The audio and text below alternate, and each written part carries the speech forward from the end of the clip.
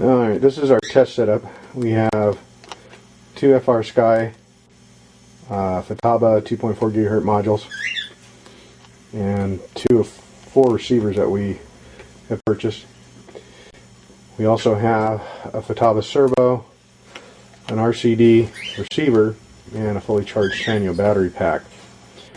And in this test we're going to use three transmitters, a Futaba 7 UAF, an old PCM 1024 9V, and another 7 UAF back there. The first one's actually super.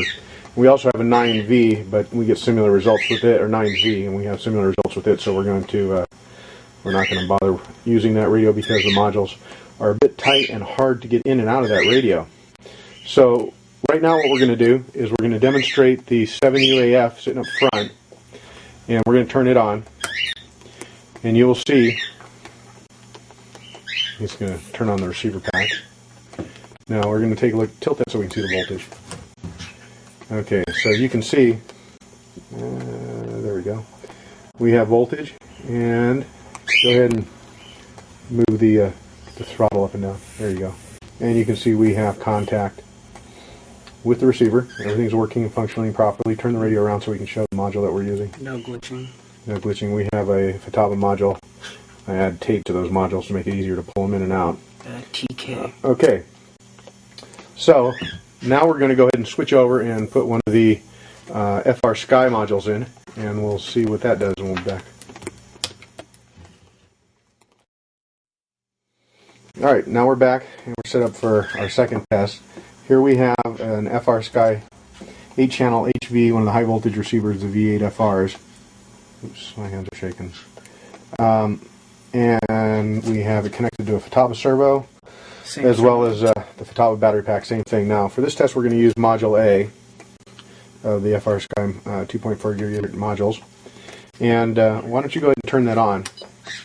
And first thing I want you to notice is if we can get this right, notice how fast the voltage is fluctuating.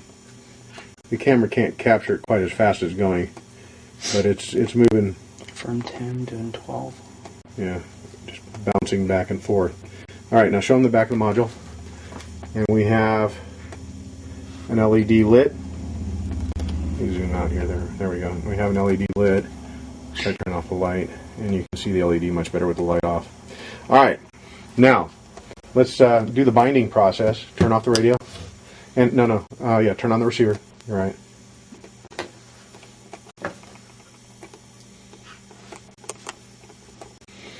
Okay, notice we're using a wood stick. Why don't you move your hand a little bit so we can see the lights? I'll tell you what, you plug it in and I'll hit the switch. That way you can see the lights. Actually, you're supposed to do that second. Yeah. Turn on the radio first, press the binding switch. You'll hold the binding switch on, let go. Let go of the binding switch. And it's in binding mode. Now we're going to go ahead and turn on the receiver. I need to be able to see those lights.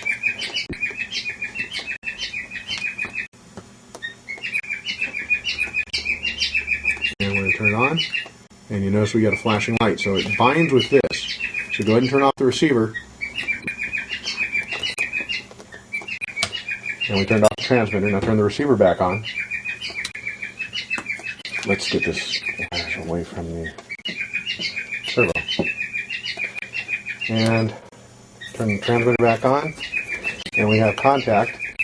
Now move the transmitter a little ways away. You go over there. I'm trying to show this. Yeah, well, hold on.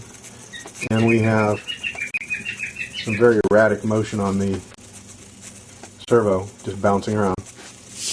We'll bring that back over here. And again, we have this voltage that's just pulsating and fluctuating rapidly. And if you turn it around, turn the light off on this, you'll notice, I don't know if the camera can't catch it, but the light is also fluctuating at about the same rate that the voltage is fluctuating. Alright, so that's test number one, and as you can still see, move that transmitter a little ways away so we're not swamping out the receiver.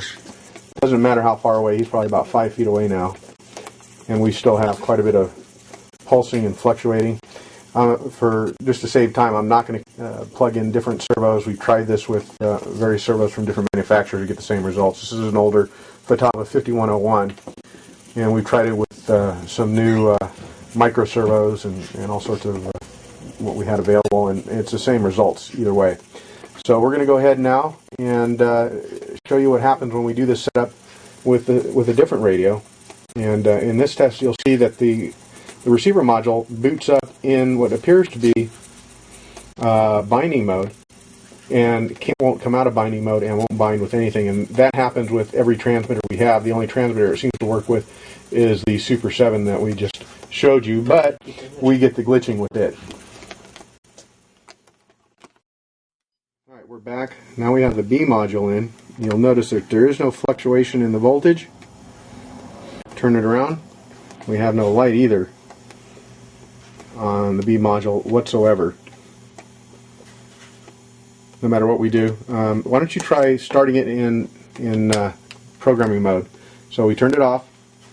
Now we're going to press the button and turn it on. And again, turn the light off. We have no LED. Now I could try to bind this. In fact, why don't we do that? Let's just go ahead and try to bind that. Turn that one off.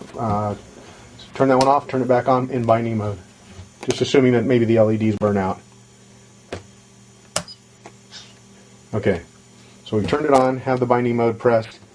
Now we're going to use our little wooden tool here, and we're going to put the receiver in binding mode. Let's see if I can get this in a position where I can see it. Alright, there we go. Turn it on. LEDs come on. Let go of the binding. Nothing. They don't blink. They stay solid the whole time. Yeah, they're not blinking. They stay solid the whole time. It never does bind. Move the 6 wheel, or well, it doesn't matter. You got to turn it off. Turn that one off. Turn that one on, and reverse the process. And nothing. It acts as if it's getting commands, but it's not. Yep. There you go. And that doesn't matter what radio we use that in. It does the same thing.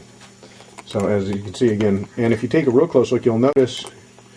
So much for the macro on this, but you'll notice that there is no RF indicator. The RF indicator, if it was putting out power, would be indicating right there. And it is in PPM mode.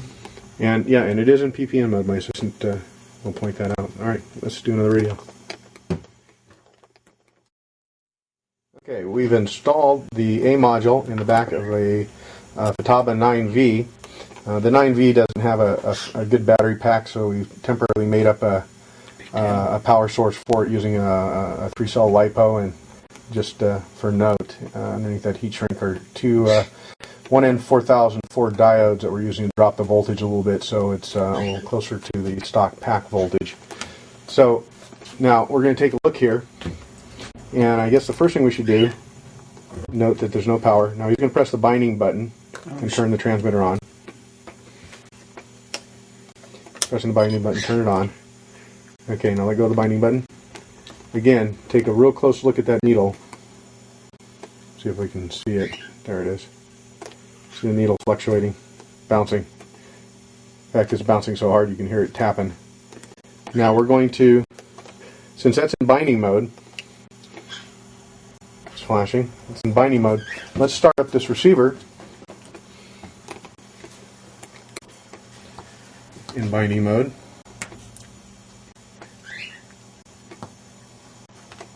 And we get nothing. Note the light stays solid. Now turn the, still flashing. Now go ahead and turn that off, turn it back on. Now we're going to turn the transmitter on, and it Yeah, now we're going to turn the transmitter on without pressing the binding button. Now it should have been binded. And the LED comes on like it's still trying to bind. And it will in fact not come out of binding mode. Yeah. We're assuming that's what it is. And we got a flashing LED. Let's moving the throttle sticks. Let's move the transmitter a little closer so you can see moving the moving the sticks. We're plugged into channel 3, and we got nothing.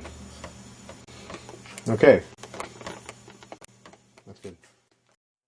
There we go. All right, now we're going to put the TK module back in the 9V. And plug the power source back into that.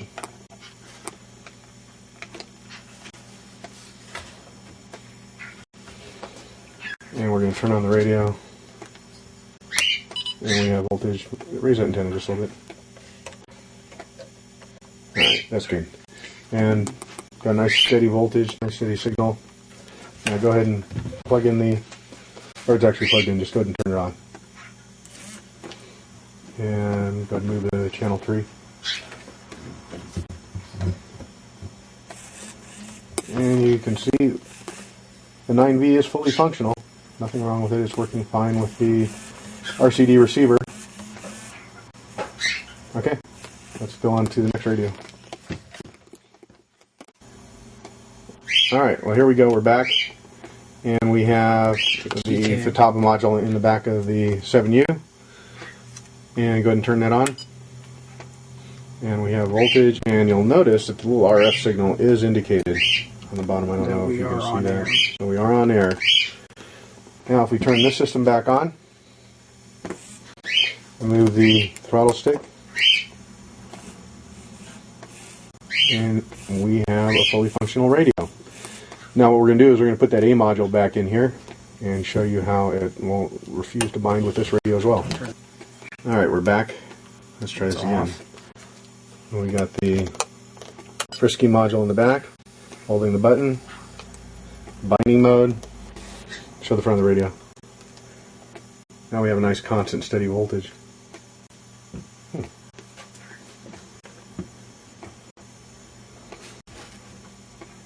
you see this? Okay, and turning it on.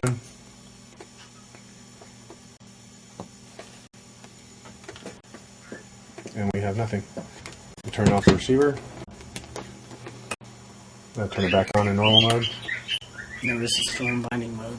Alright, there it is. Still flashing, still in binding mode. Turn it on and off.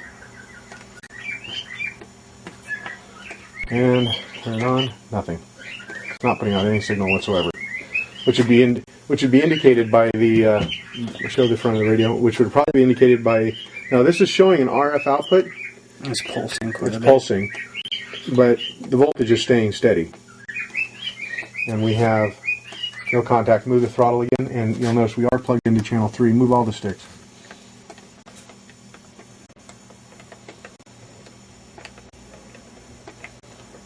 And we have nothing. Alright,